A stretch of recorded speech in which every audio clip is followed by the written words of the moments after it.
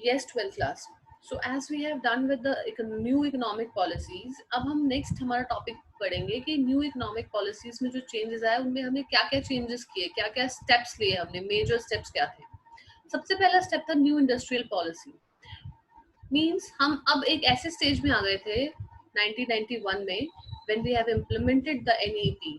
तो हमने अब जो हमारी इंडस्ट्री थी उसकी पॉलिसी को बिल्कुल चेंज कर दिया। एक नई पॉलिसी हमारे हमने अडॉप्ट कर ली। वो पॉलिसी हमें क्या बोलती थी कि जो लाइसेंसिंग के जो कंट्रोल हैं उनको हटा दो, और जो दूसरे उसके अलावा भी अगर कोई और कंट्रोल्स हैं जिनसे कि बिजनेस रुक रहा है, बिजनेस के जो एफर्ट्स हैं वो रुक रहे हैं, उनको जो है आप उनको आपको जो है आगे ग्रो करना है और उनको रोकना है। ठीक है। तो एफर्ट्स, बहुत सारे एफर्ट्स हम करने लगे, जिससे कि हम चाहते थे कि फॉरेन इन्वेस्टमेंट जो है वो हमारे बिजनेस के अंदर आ जाए। नेक्स्ट जो स्टेप हमने ली कि एक नई ट्रेड पॉलिसी हमने इंट्रोड्यूस की। वो नई ट्रेड पॉलिसी हमें क्या कहती थी कि जितना भी फॉरेन ट्रेड है, व्यापार है, वो आप कर सकते हो अब।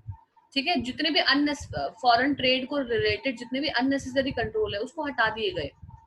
ठीक है। As old restrictions have also been eliminated. तो इससे क्या होगा कि फॉरेन ट्रेड बढ़ेगा, फॉरेन इन्वेस्टमेंट बढ़ेगी, और हमारी जो कंट्री है वो इकोनॉमिकल क्या करेगी, ग्रो करेगी। सो सारी चीजों में चेंजेस आने लगे। ठीक है। Now next step you can see the fiscal reforms class. Fiscal reform says, अब फिस्कल एक होता है deficit. Now what it is, जब हम एक कंट्री जितना कमा रही है उससे ज्यादा जब खर्च करने लगे, तो वो कंडीशन इस कैटेगरी में आती है। इस कंडीशन के जरिए क्या होता है, एक कंट्री जो है ज्यादा टाइम तक ग्रो नहीं कर पाती अगर वो कंटिन्यूस बेसिस पे सिर्फ यही कर रही है। Once in a while is okay, because कई बार ऐसी सिचुएशन आ जाती है कि हमें पैसा चाहिए होता है, अगर हमें पैसा हमने इस्तेमाल नहीं किया तो हम पीछे रह जाएंगे। तो वी डू वट, जितना हमने कमाया उससे ज्यादा हम खर्च करने की कोशिश करते हैं और हम किसी दूसरी कंट्री से उधार ले लेते हैं। लेकिन अगर आप कंटिन्यूस बेसिस पे ये कर रहे हो तो आपकी कंट्री क्या है, पीछे रह जाएगी। तो इस चीज पर, इस बहुत बड़ी प्रॉब्लम पर काम किया जाना शुरू किया गया। ठीक है। हमारा जो ग्रॉस डोमेस्टिक प्रोडक्ट था, जीडीपी जिसे हम कहते हैं, जो कि एक्चुअल में एक कंट्री का एक साल में जितना गुड्स एंड सर्विसेज वो बनाता है उसको हम उसकी जीडीपी कहते हैं। तो जीडीपी पे भी फोकस किया जाने लगा। तो according to the implementation of new economic policies we have worked on these areas. Next is your monetary reform class. See, we have freed the licensing scheme as per the business environment. ठीक है, हमने ये किया। लेकिन अब कहीं ना कहीं हमें कंट्रोल रखने की तो जरूरत थी कि अब हमने बोल दिया कि फॉरेन में आप पैसा दे सकते हो, फॉरेन से ले सकते हो, लेकिन अगर एक ऐसा केस आ जाए कि हमारा कैपिटल बहुत ज्यादा दूसरी कंट्री में जा रहा है और वहां का पैसा हमारे पास कम आ रहा है, तो हम क्या करेंगे, फिर हम पीछे रह जाएंगे।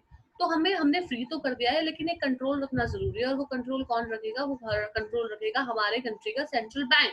Now central bank will observe कि कितना पैसा जो है बाहर जा रहा है या कितना पैसा आ रहा है।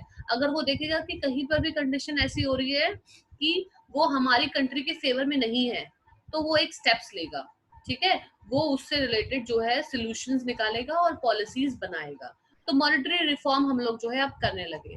Now next we have done what? We have capital market reform also we have done. इसमें क्या होता है, हमने क्या क्या किया, हमने सेबी को एस्टेब्लिश किया। SEBI is basically security exchange board of India, जहां पर हम देखते हैं कि दूसरी कंट्री से अगर हमें कुछ भी एक्सचेंज करना है, हमारी करेंसी या कोई भी सिक्योरिटी, तो उसके लिए एक सेबी बनाया गया जो ये सारी मूवमेंट को रिकॉर्ड कर रहा है, ऑब्जर्व कर रहा है और उस पर कंट्रोल कर रहा है। ठीक है। लेकिन साथ ही साथ जितने भी डिबेंचर्स हैं या उससे रिलेटेड जो इंटरेस्ट है, इंटरेस्ट और डिबेंचर्स जो थे, उस पर जितनी भी रिस्ट्रिक्शंस थी वो सब हटा दी गई। प्राइवेट सेक्टर्स को जो है वो परमिशन दे दी, आपके म्यूचुअली फंड आप जो है स्टैब्लिश कर सकते हो अदर कंट्रीज के साथ। Okay. Now sixth step is dismantling price control. पहले जहां गवर्नमेंट बहुत ज्यादा प्राइस पे कंट्रोल कर रही थी कि आप इतने तक का ही प्रोडक्ट बना सकते हो, दिस आर द प्राइसेस, उन प्राइस कंट्रोल को हटाया गया बहुत सारे एरियाज में, जैसे कि फर्टिलाइजर्स में, आयरन एंड स्टील प्रोडक्ट्स में, या आपके पेट्रो प्रोडक्ट्स में। पेट्रो प्रोडक्ट्स का वर्ड जो आपके क्रूड ऑयल से बनते हैं। ठीक है। तो उन सब में जो है डिसमेंटलिंग, प्राइस कंट्रोल को जो है डिसमेंटल किया गया। रिस्ट्रिक्शंस जो थी इंपोर्ट में वो सारी हटाई गई। Okay. Now after this major steps will talk about the impact, कि अब हमने इतने तो स्टेप्स ले लिए भाई, बिजनेस पे इसका क्या असर पड़ा वो हम देखेंगे यहाँ पर। देखो, जैसे जैसे हमने स्टेप्स लिए, हमने देखा पहला चीज जो हमारे सामने आई वो ये आई कि कंपटीशन बहुत बढ़ गया। क्यों? जहां पे हमने डी लाइसेंसिंग किया और हमने फॉरेन फर्म्स को भी बोल दिया हमारे मार्केट में आ जाओ, तो जहां पे ओनली इंडियन मार्केट थी, सिर्फ इंडियन प्रोडक्ट था, सिर्फ इंडियन पीपल थे, अब उन वो लोग जो है कंपटीशन एनवायरनमेंट में पहुंच गए, क्योंकि अब दूसरी कंट्री के लोग भी आकर वहां पे काम करने लगे। उन्होंने देखा भाई दूसरी कंट्री के लोग आए हैं, बड़ी अच्छी खासी मशीन्स का इस्तेमाल कर रहे हैं, अच्छी अच्छी टेक्नोलॉजी का इस्तेमाल कर रहे हैं, कम टाइम में ज्यादा से ज्यादा प्रोडक्ट बना रहे हैं। अब इंडिया क्या थी, इंडिया वाज लेबर ओरिएंटेड, कि सारा काम लेबर ही करेगा। तो जहाँ लेबर सारा काम कर रहा होता है तो क्या हो जाता है, क्वालिटी पुअर हो जाती है ना, टाइम बहुत ज्यादा लगता है। तो ये सारी चीजें हमें एहसास होने लगी कि हमारी जो, जहाँ पे हमारे फ्लॉज है वो क्या क्या है, और हमने अपने फ्लॉज को करेक्ट करना शुरू किया, क्योंकि हमें कंपटीशन वर्ल्ड में रहना था। तो कंपटीशन जो है इन सारी चीजों से बढ़ने लगा। Next is more demanding customers. अब कस्टमर्स जो है बहुत डिमांडिंग हो गए। क्यों डिमांडिंग हो गए? क्योंकि पहले जहाँ पे उनको सिर्फ एक चीज पता थी, अब उस एक चीज के उनको 10 टाइप्स पता है। जहाँ पे हम सिर्फ उनको एक टाइप का ही प्रोडक्ट देते थे, अब एमएनसीज आई हैं और एमएनसीज ने भी 10 तरीके के प्रोडक्ट जो है उनको दे दिए। तो कस्टमर्स के पास ज्यादा चॉइसेस है, ठीक है। तो कस्टमर्स के पास ज्यादा चॉइसेस, तो उनकी डिमांड्स बढ़ गई हैं। अब वो बहुत डिमांड करते हैं कि मुझे ये चाहिए, मुझे वो चाहिए, है ना। तो अब क्या होने लगा, मार्केट में जितना भी प्रोडक्ट बनाना था, बिजनेसमैन क्या करने लगा, कस्टमर की डिमांड को अपने दिमाग में रखने लगा कि अगर उसको बनाना है, मार्केट में चलना है, तो कस्टमर की डिमांड को फॉलो करना पड़ेगा, अदरवाइज कस्टमर क्या करेगा, दूसरी कंपनी के पास चला जाएगा। Okay, next is rapid changing technology environment. Technology environment बहुत तेजी से बढ़ने लगा, क्योंकि जिन टेक्नोलॉजीज का हमें नहीं पता था, एमएनसीज वो सारी टेक्नोलॉजीज लाने लगी, ठीक है। और उन टेक्नोलॉजी का इस्तेमाल करके वो कम पैसों में जो थे बहुत ज्यादा प्रोडक्ट बनाने लगे। तो ये अब हमारे इंडिया की कंपनीज के सामने एक चैलेंज आ गया, और स्पेशली जो छोटी फर्म्स थी उनके सामने तो ये बहुत ही टफ चैलेंज था। क्यों? क्योंकि उनको ये सारी टेक्नोलॉजी नहीं पता थी, इन टेक्नोलॉजी का इस्तेमाल नहीं पता था। तो ये फील करने लगा, अब एक ऐसा एनवायरनमेंट आ गया जहाँ पे टेक्नोलॉजी को जो है हमने देखा कि कैसे वो बहुत तेजी से बदल रही है। तो इसकी वजह से हमारा फोर्थ पॉइंट आया। फोर्थ पॉइंट क्या कहता है कि नेसेसिटी फॉर चेंज। हमने देखा कि मार्केट बहुत बदल रही है, मार्केट में चेंजेस आ रहे हैं, तो हमें अपने आप को चेंज करना बहुत जरूरी है। तो चेंज की जो नेसेसिटी थी, जो चेंज की जो जरूरत थी, वो सामने आ गई, ठीक है। हमने देखा टेक्नोलॉजी बढ़ रही है, तो भाई हमें भी टेक्नोलॉजी का इस्तेमाल करना पड़ेगा, नहीं तो हमारा बिजनेस तो ठप हो जाएगा। हमने देखा कि जो दूसरी कंट्रीज है वो कम पैसे में बहुत ही अच्छा प्रोडक्ट उनको दे रही है, अच्छी क्वालिटी के साथ। हमने देखा हमें अपने आप को चेंज करना पड़ा। सो क्लास का क्या होता है कि इधर we can accept the change और we can refuse the growth.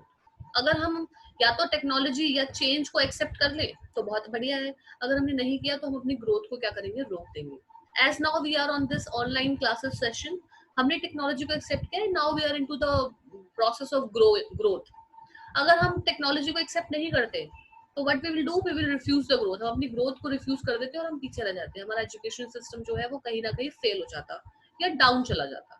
लेकिन हमने क्या किया कि चेंज की जरूरत को महसूस किया और चेंज के साथ कोप किया, and now we are into this technology जहां पे we are providing with the online classes.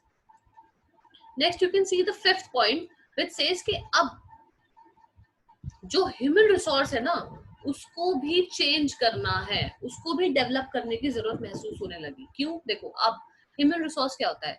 Human resource होता है कि हमारे बिजनेस में जो जितने भी इंसान, जितने भी ह्यूमन लगे हैं, वो भी हमारे लिए एक रिसोर्स है, क्योंकि उनके जरिए हम बहुत सारे काम हमारे होते हैं। अगर हमने उन पे काम नहीं किया तो क्या होगा, हम पीछे चले जाएंगे, क्योंकि सारा का सारा जो बिजनेस टास्क है, that's all are belong to that human resource, ठीक है। तो हमने महसूस किया यहाँ पर कि जो इंसान, जो ये एम्प्लॉयज हमारे बिजनेस में है, उनको डेवलप करना है, उनको सिखाना है इस मार्केट, इस एनवायरनमेंट में कैसे काम करना है। उनको सिखाना है कि कंपटीशन बढ़ गया है, तुम भी कॉम्पिटिटिव जो एटीट्यूड है वो अपना लो। उनको बताना पड़ेगा कि अब हमें कम समय में ज्यादा से ज्यादा काम करना है, तो उनको, उन एम्प्लॉयज को आप लॉयल बनाना पड़ेगा, उनको कमिटेड बनाना पड़ेगा अपने काम के लिए। जो लेजीनेस थी ना, वो नहीं चलेगी अब, क्योंकि जहां आप लेजी हुए आप पीछे रह गए। होता है ना, कई बार एक प्रोडक्ट बिल्कुल आगे बढ़ जाता है, क्यों? क्योंकि उसने फटाफट से एनालाइज किया कि ये मार्केट के एनवायरनमेंट के, उसके अकॉर्डिंगली अपने एम्प्लॉयज को जो है उन्होंने इंस्ट्रक्शंस दिए और एम्प्लॉयज ने काम कर लिया। लेकिन अगर मान लो हमने अपने एम्प्लॉयज को कोई इंस्ट्रक्शंस दिए और उन्होंने वो काम नहीं किया, तो क्या होगा, हम पीछे रह जाएंगे। तो आपको अपने ह्यूमन रिसोर्स को डेवलप करना है। ओके, इसी की वजह से वी यूज्ड टू से कि every business there is a HRD, human resource department, who tackles all the issues regarding to the human resource। जितने भी एम्प्लॉयज आए उनको अपॉइंट करने के साथ साथ उनको काम सिखाना, उनको काम सीखते वक्त जो प्रॉब्लम्स आ रही है उसका सोल्यूशन भी देना, और काम से रिलेटेड काम के अलावा भी अगर उनको कोई प्रॉब्लम आ रही है तो उसको भी देखना और उसको भी समझना और उनको सोल्यूशन उनका देना। So these are all about human resources. This is very major important thing. This is a major aspect of a business if they want to grow. Now next is market orientation class। इससे पहले क्या होता था, हमारा जो Indian market थी, they were not into the marketing concept। ठीक है, अब क्या होने लगा कि जो हम गुड्स हम बना रहे थे वो हम ऐसे बना रहे थे पहले कि जो हमें सही लगता था, लेकिन अब हमने देखा कि कस्टमर तो भाई हमारा गुड्स नहीं ले रहा, हम तो इतना अच्छा बना रहे हैं, फिर क्यों नहीं ले रहा है। तो बाद में धीरे धीरे एनालाइज होने लगा हमें कि कस्टमर हमारा प्रोडक्ट इसलिए ले रहा है क्योंकि कस्टमर की डिमांड बढ़ चुकी है, उसकी डिमांड चेंज हो चुकी है। तो अगर उसकी डिमांड चेंज हो गई है तो हमें उसकी डिमांड के अकॉर्डिंगली बनाना है ना। तो बिजनेस का अब जो फोकस था वो था market orientation. That means business are now market oriented, यानी मार्केट में जो चीजें डिमांड में है वो ही बनानी है, इसके अलावा कुछ और नहीं बनाना है। तो अब मार्केट में डिमांड जो है वो हमें कैसे पता चलेगी, हमें रिसर्च करनी पड़ेगी। पहले रिसर्च वगैरह कुछ नहीं होती थी, अब रिसर्च पे फोकस किया जाने लगा कि भाई जाओ जाके देखो तो सही कस्टमर को क्या चाहिए। तो वो मार्केटिंग टीम मार्केटिंग रिसर्च हम करने लगे, और उसके अलावा हम जो है प्रोडक्ट बनाने लगे। जैसे हमने एनालाइज कर लिया कस्टमर को ये चीज हमने बना दिया, जब हमने बना दिया अब कस्टमर को पता भी तो चलना चाहिए हमने बना दिया, कस्टमर को कैसे पता चलेगा। तो we were now focusing on the advertisement sector also, कि अब उसको एडवर्टाइज करना है। फिर जब हमने एडवर्टाइज करके कस्टमर को पता चल गया और उन्होंने आके सामान ले लिया, वो खरीद लिया उन्होंने, तभी भी हमारा काम खत्म नहीं होता है। अब नेक्स्ट एक और हमारा जो है फेज आता है, वो फेज हमें क्या बोलता है कि आपको उन्हें आफ्टर सेल सर्विस भी देनी है। आफ्टर सेल सर्विस क्या होती है, जब आपने सामान बेच दिया, आफ्टर सेल, सेल के बाद भी सर्विस देनी है। अब सेल के बाद क्या सर्विस देनी है, आप सोचोगे भाई सामान तो बेच दिया, अब बेच दिया तो बेच दिया, अब हमें क्या देने देना, कस्टमर जो मर्जी करे। देखो उस केस में क्या होता है, हम कस्टमर को लूज कर जाते हैं। क्यों? क्योंकि कस्टमर ने एक बार तो आपसे सामान खरीद लिया, अगर उसका काम प्रोडक्ट सही से नहीं चला तो वो दोबारा आपके पास नहीं आएगा, उसके दिमाग में बैठ जाएगा कि ये प्रोडक्ट तो भाई सिर्फ एक हफ्ते ही चला, नेक्स्ट टाइम मुझे नहीं लेना। तो आप क्या करेंगे, अगर उसको सामान को इस्तेमाल करने में कोई प्रॉब्लम आ रही है तो उसको आफ्टर सर्विस भी दो, सो दैट वो आपके साथ कनेक्टेड रहे। अगर उसको नेक्स्ट भी कोई सामान लेना है तो वो आप ही के पास जाए। You will not lose the customer, you will get the customer for permanent basis. ठीक है। Seventh is your reduction in budgetary support to public sector. अब देखो पहले जहाँ था गवर्नमेंट बहुत ज्यादा पब्लिक सेक्टर पे फोकस करती थी, सारा पैसा अपना पब्लिक सेक्टर पे लगा देती है। अब गवर्नमेंट क्या करने लगी कि अपना जो पब्लिक सेक्टर है उसको उन्होंने इंडिपेंडेंट बना दिया, कि अपने रिसोर्सेज को खुद तुम यूटिलाइज करो बहुत अच्छे से, मार्केट में खुद सर्वाइव करो, अपना ग्रोथ की जो टेंशन है वो खुद लो। तो गवर्नमेंट ने जो बजट उनको देती थी पहले, जो पैसा उन पे लगाती थी, उसको रिड्यूस कर दिया। उसको कम तो नहीं कर सकते ऑफ कोर्स, उस पे पैसा लगाना पड़ेगा, लेकिन उसको रिड्यूस कर दिया। क्यों? क्योंकि now the government wants all the public sectors to survive and grow in their own resources, अपने आप खुद, अपनी खुद की एफिशिएंसी के साथ।